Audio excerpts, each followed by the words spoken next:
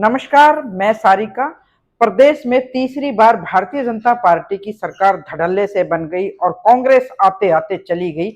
जब वो कांग्रेस तीसरी बार स्लीप कर गई तो वो एक तरह से कोमा में चली गई और उसका सबसे बड़ा जो जिम्मेदार ठहरा है कि भाई इनका अपना संगठन नहीं है। लेकिन किसी तरह साल भर के अंदर लंबे इंतजार के बाद 12 साल के बाद ना केवल संगठन बना बल्कि 10 महीने के बाद सीएलपी लीडर की नियुक्ति हुई। भूपेंद्र सिंह हुड्डा को सीएलपी लीडर बना दिया और राव नरेंद्र बन गए अध्यक्ष। उससे एक डेढ़ महीना पहले करीब जिलाध्यक्षों की भी सूची जारी कर दी। तो इस संगठन को लेकर मुझे लगता है कि कांग्रेस हाईकमान इस बार पूरी तरह से अलर्ट मोड में है। लगातार राहुल गांधी इस बारे में बैठक ले रहे हैं। केसी वेणुगोपाल, बीके हरिप्रसाद जो प्रभारी हैं और जितेंद्र जो सह प्रभारी, इन चारों की टीम ने हरियाणा को इस बार में जिस नजर से वो देख रहे हैं कि 4 साल इलेक्शन में बाकी हैं, लेकिन इस बार वो संगठन को ही लेकर नहीं, एक अनुशासन का डंडा भी तैयार कर दिया। अब लगेगी अनुशासन की क्लास। अगर किसी ने पार्टी से बाहर जाकर कोई बयान दिया तो भाई उस पर चलेगा डंडा। कल ही राव नरेंद्र ने बनते ही एक बात कही थी कि भी अनुशासन कमेटी बनाई जाएगी और कल ही उस कमेटी की घोषणा कर दी। पूर्व में 2 बार अध्यक्ष रहे प्रदेश कांग्रेस पार्टी कमेटी के, सांसद रहे, विधायक रहे, बहुत सीनियर और सुलझे हुए नेता धर्मपाल मलिक को इसका चेयरमैन बना दिया और उसमें 4-5 सदस्य लिए गए हैं। पूर्व में सांसद रही जो कुरुक्षेत्र से कैलाशो सैनी, अकरम खान और अनिल धनतोड़ी जो विधायक रहे। हालांकि इनमें से 1-2 बीजेपी में और इधर उधर आवागमन रहा इन लोगों का। और जैन हैं जो एडवोकेट हैं। तो भाई इन 4-5 लोगों की जो कमेटी बनी है ये अब अनुशासन देखेंगे, क्योंकि कांग्रेस में जूतम पैजार हुए बगैर इनकी बैठक नहीं पूरी होती थी। अध्यक्ष बनने के बाद कुछ मामला इनके किसी हद तक काबू में आ रहा है, लेकिन उन अध्यक्षों को अभी तक पार्टी के नियम, सिद्धांत, पार्टी का संविधान और चुनाव की जो संगठन की एक प्रक्रिया होती है, चुनाव कैसे मतलब मैनेज किया जाए, उसमें अभी उनका अभाव अधूरा है। उनको भी किस तरह से क्योंकि तैयार किया जाता है, उनको ट्रेनिंग दी जाती है। और वो जब मुझे याद है धर्मपाल मलिक अध्यक्ष थे तो सभी जिलाध्यक्षों को, 16 जिले होते थे उस टाइम, उनको ट्रेंड किया गया था। उसमें वो सारी चीजें जो एक संगठन के तौर पर होती, क्योंकि भारतीय जनता पार्टी की सरकार ना केवल तीसरी बार सत्ता में आई बल्कि उनका एक संगठन भी मजबूत है। तो ऐसे संगठन और भारतीय जनता पार्टी के शासन यानी सत्ता के से ज्यादा विपक्ष की ज्यादा भूमिका होती है, ताकि वो सरकार को काम करवाने पर गलत नीतियों का विरोध करना में उनमें मादा होना चाहिए। तो भाई अगर ये जो पार्टी से हटकर जो तमाम छोटे बड़े नेता कांग्रेस में जो मनाया वो बक देते हैं, मुझे लगता है अब उन पर लगाम लगाने की पूरी तरह से तैयारी कर ली है राहुल गांधी ने। क्योंकि कांग्रेस की हवा होते होते भी जब सरकार नहीं बनी तो ये सबसे बड़ी टीस आज यही है इन कांग्रेसियों के कि भाई संगठन नहीं था और एक दूसरे पर आरोप प्रत्यारोप, कोई किसी को कुछ कह रहा है। 3 तरह की कांग्रेस बन गई। लेकिन राव नरेंद्र और ये जिलाध्यक्षों की सूची और जो अनुशासन कमेटी बनी है, मुझे लगता है कांग्रेस का कुनबा अब एक एक वो क्या कर रहे कि एक रसोई की छत के नीचे खाना पकने वाला, भाई एक चूल्हा चढ़ने वाला है। तो देखना होगा इस बारे में कि ये अनुशासन कमेटी बनी है, बड़े सीनियर लोगों की है, ये पूरे प्रदेश के इन बेलगाम नेताओं पर कैसे अनुशासन का डंडा चलाएंगे।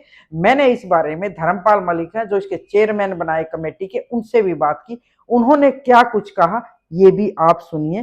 थोड़ा सा इंतजार करते हैं कि राव नरेंद्र जो अध्यक्ष हैं और सीएलपी के लीडर मिलकर कैसे इस अनुशासन कमेटी के साथ साथ कदम से कदम मिलाकर एक रसोई, एक चूल्हे पर कैसे खाना पकाएंगे। बड़ी पार्टी है, बेलगाम है, ये किसी से छुपा नहीं।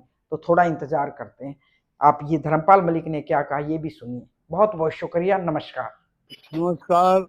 बड़े लंबे इंतजार के बाद जो कांग्रेस पार्टी के अध्यक्ष ने बनते ही एक बात कही थी भी कमेटी भी बनेगी बेलगाम नेताओं पर लगाम लगाने के लिए, और उसमें कल वो बना दी, घोषणा कर दी, आपको इसका चेयरमैन बना दिया। हाँ, कमेटी दरअसल ऊपर से हाईकमान ने बनाई है जी।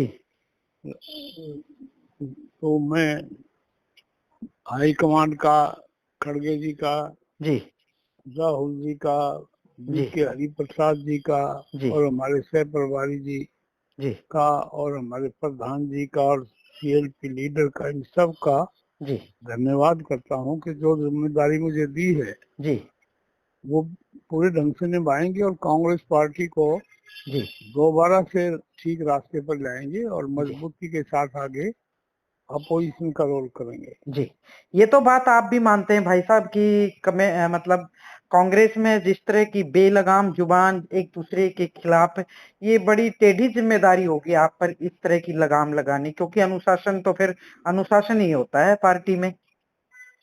देखिए, मैं आपको बताना चाहूंगा कि इसमें जी कोई किसी प्रकार की दिक्कत नहीं आएगी। ठीक है। सबको डायरेक्शन जारी होगी, कुछ तो समझ गए होंगे और जी बाकी समझ जाएंगे। हाँ जी पार्टी में रहना है तो पार्टी के सिद्धांतों के मुताबिक, पार्टी के संविधान के अनुसार चल कर रहना पड़ेगा। बिल्कुल ये किसी एक आदमी की बपौती नहीं है, ये किसी एक आदमी की पार्टी नहीं है। ठीक है। बहुत उन लोगों ने जिन्होंने बहुत बड़ी कुर्बानी दी, जी जिनकी अपनी पीढ़ियों की पीढ़ियां खत्म हो गई, जी उन लोगों की मेहरबानी से हम आजादी में सांस ले रहे हैं। जी और आज हम 2-4 आदमी मिलकर अगर पार्टी को खराब करना चाहें तो वो पार्टी को खराब अब होने नहीं देंगे। बहुत हो गया।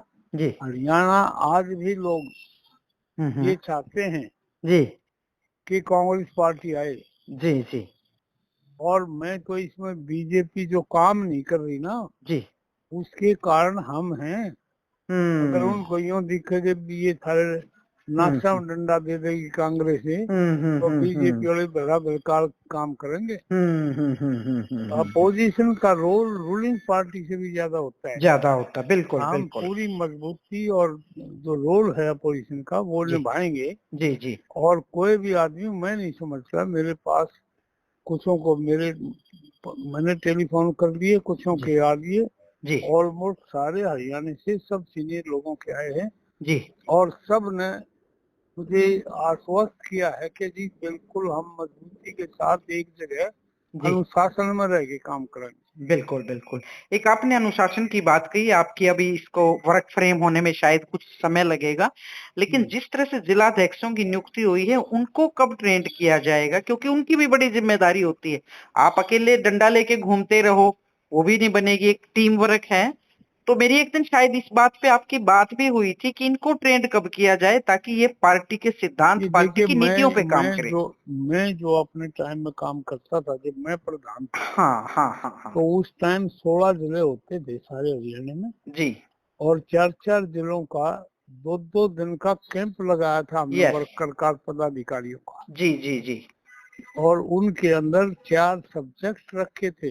जी नंबर 1, जी कांग्रेस पार्टी का इतिहास और संविधान। हम्म नंबर 2, हिंदुस्तान का संविधान। हम्म नंबर 3, हम्म चुनाव मैनेजमेंट। जी और नंबर 4, जो हमारा रिप्रेजेंटेशन ऑफ पीपल्स एक्ट, बिल्कुल इसके बिल्कुल तहत चुनाव होते हैं, बिल्कुल हैं। ये बिल्कुल 4 मैं करता था। जी और अब भी मैं सुझाव दूंगा जी पार्टी को जी कि वो इन चारों सब्जेक्टों पर तैयार करें हाँ अपने पदाधिकारियों को, अपने नेताओं को। जी जब बूथ मैनेजमेंट हमारा कमजोर होगा हाँ तो बहुत नुकसान हो जाता है। जब उनको ये पता नहीं कि संविधान पार्टी का क्या है तो बहुत। क्या है। तो जी जी इसलिए मैं ये चारों सब्जेक्ट की मैंने जो बात कही, ठीक है मैंने अपने टाइम में शुरू की थी। जी और मैं इनको भी सुझाव दूंगा। हम्म लेकिन मेरा काम वो नहीं है, मैं अपने जो मेरा दायरा है जी जी जी उसके बाहर नहीं जाऊंगा। लेकिन हमारी कमेटी का काम है काम है। कि पार्टी के अंदर अनुशासन हो। कोई आदमी बाहर जाके उल्टा बिल्कुल सीधा बात ना करे। ना करें। बहुत बहुत शुक्रिया भाई साहब, किसी दिन मैं आपसे मिलके भी फिर इसके बारे में थोड़ी डिटेल से ठीक, जानने की कोशिश करूंगी। शुक्रिया। Thank you, thank thank you you. Thank you.